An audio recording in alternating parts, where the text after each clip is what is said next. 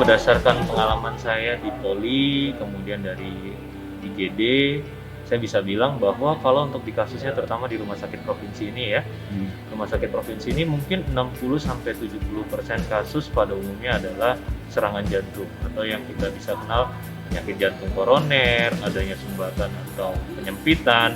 Nah, itu menjadi satu kesatuan. Jadi emang paling sering sih penyakit jantung koroner. Penderita penyakit jantung koroner itu usia muda.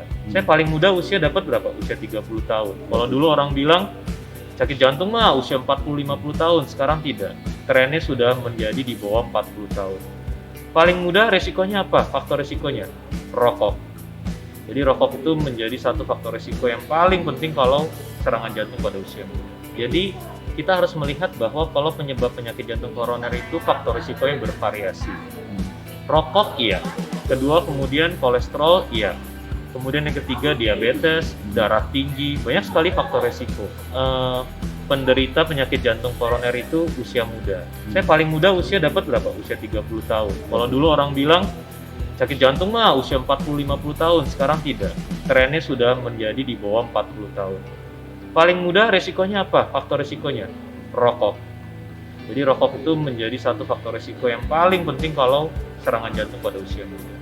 Kalau kita ngomong soal kopi, kita harus lihat pasiennya sudah orang tersebut sudah menderita penyakit jantung atau belum.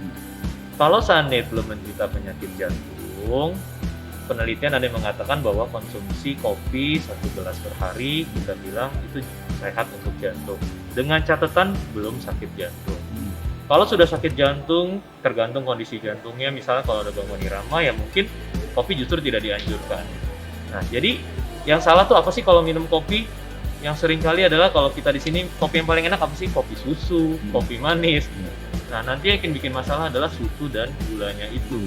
Ketika gula dan susu menjadi satu, itu menjadi faktor resiko untuk kejadian diabetes atau kencing manis di kemudian hari. Olahraga bagus untuk kesehatan. Tapi jangan kita udah bagus nih olahraga nih, terus tiba-tiba kita ngerokok.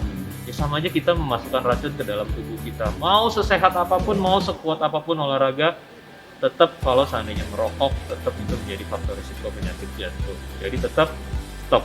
Untuk masa pandemi ini, tetap saya mengingatkan bagaimana cara menjaga jantung sehat dengan cara sehat, yaitu 1S, seimbang gizi, perhatikan pola makan.